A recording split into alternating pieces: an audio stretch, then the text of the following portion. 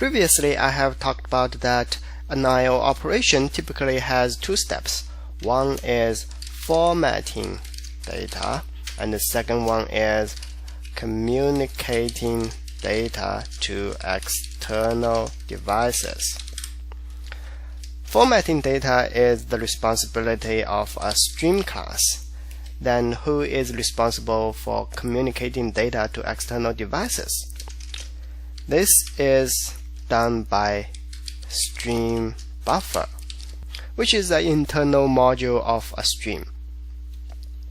So if we do cout 34, then cout is responsible of converting 34 into appropriate format and then delegate the job of communicating data to its internal module, which is a stream buffer. And we can use a function cout readBuff to get a pointer to the internal module of stream buffer.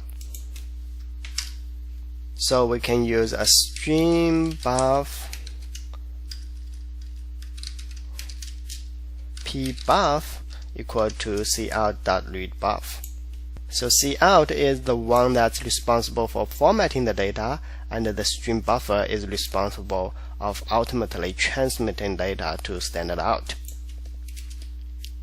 And if I do a ostream my cout pbuff, so I have created another ostream which has the same stream buffer as cout.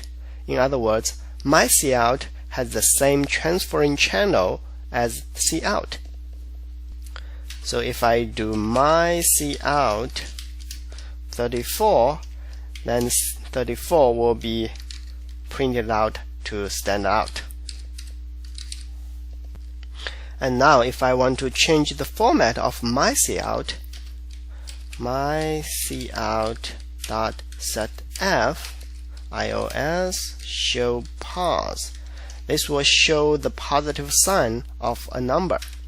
My cout dot weight 20. This will send the weight to be 20, and by default the data will be aligned to the right. And now if I do my cout 12, will print out something like this, 12. But if we do cout 12 and L, it will print out something like this. So this is useful when I want to temporarily change the format to the standard out, but I don't want to change cout, maybe because somebody else is using cout. Now let's look at a different example. of stream of mylog.txt. This will open the file of mylog.txt for writing. And if we do cout.readBuff, note that when this function is taking a parameter, it is assigning a different stream buffer to the stream of cout. So if we do of.readBuff, then we are assigning the stream buffer of of to cout. As a result, if we do cout hello, this string of hello will go to mylog.txt. So mylog.txt has hello. This is called redirecting. We are redirecting the standard out to a log file.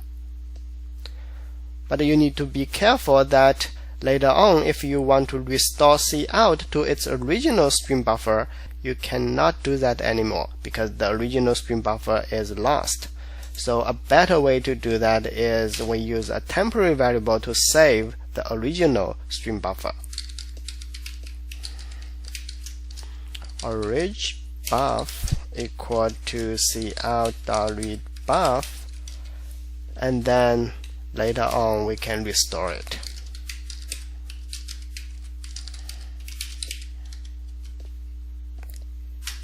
And now if we do cout goodbye, the standard out will have the goodbye.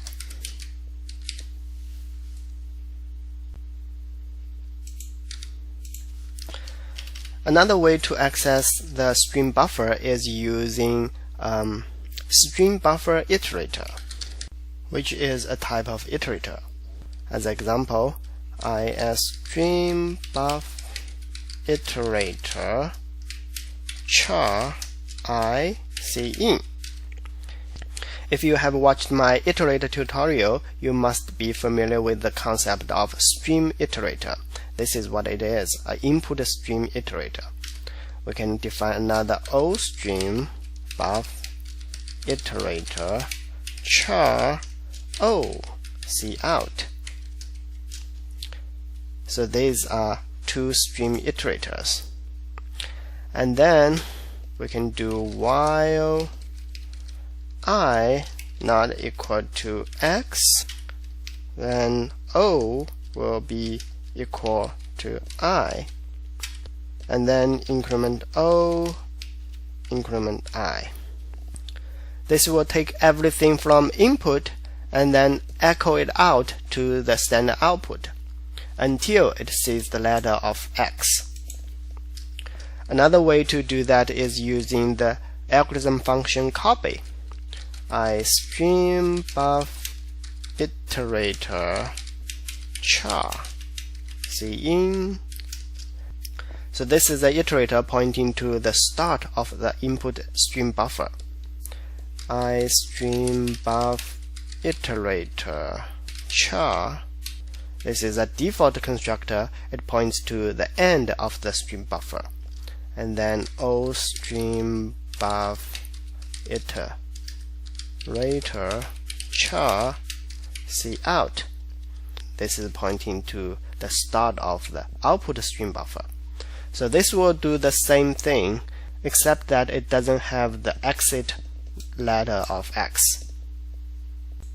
Thank you for watching. Feel free to subscribe to my channel and check out the other videos I have. See you next time.